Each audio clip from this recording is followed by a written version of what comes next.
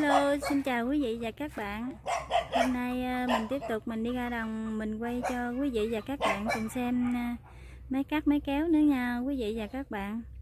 Hôm nay mình tới đồng kênh 1 rồi nè quý vị và các bạn. Bây giờ mình đi ra đồng, xin mời quý vị và các bạn theo dõi cùng mình nha. Xin mời quý vị và các bạn.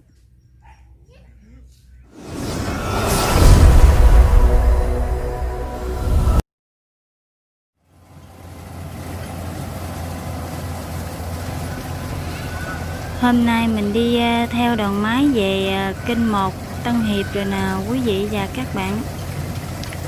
Máy này là máy IH850 đang cắt lúa sạch nè quý vị.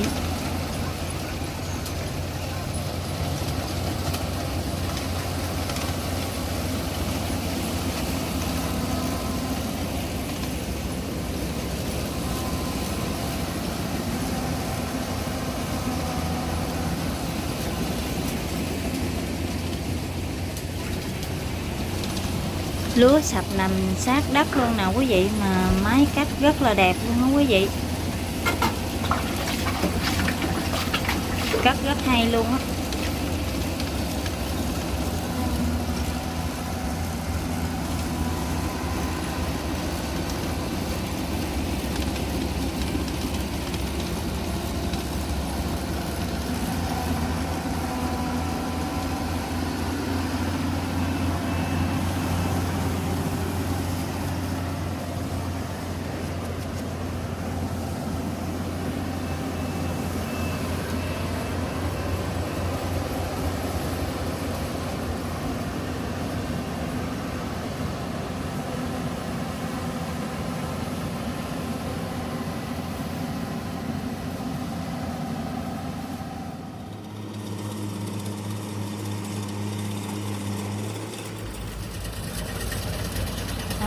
Ở miếng đất cặp bên cũng có máy cuộn rơm nữa nào quý vị và các bạn.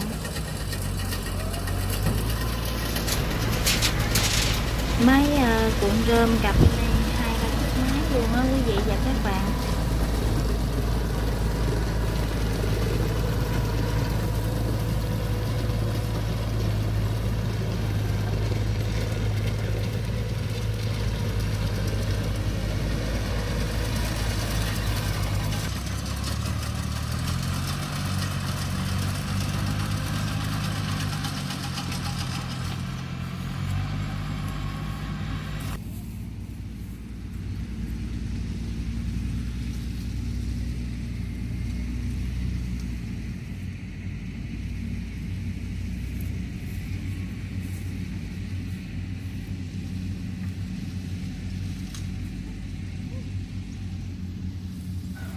Cặp bên đây cũng có chiếc máy cắt Kubota nữa nào quý vị.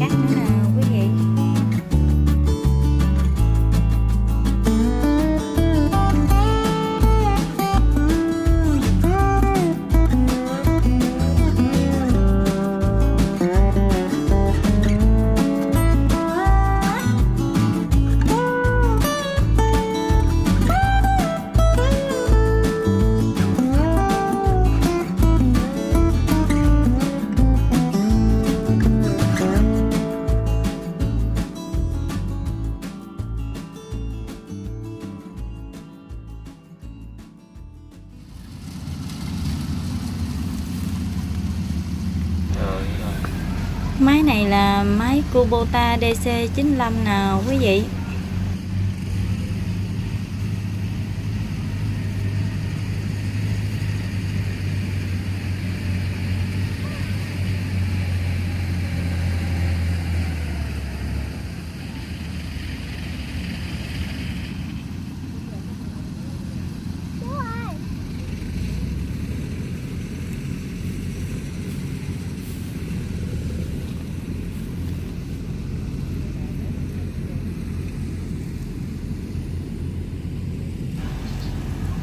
Khu vực ở đây là 3 máy cắt và 4 máy cuộn rơm nặng quý vị ơi.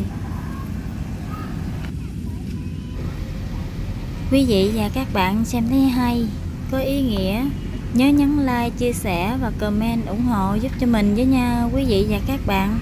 Mình xin chân thành cảm ơn quý vị và các bạn nha.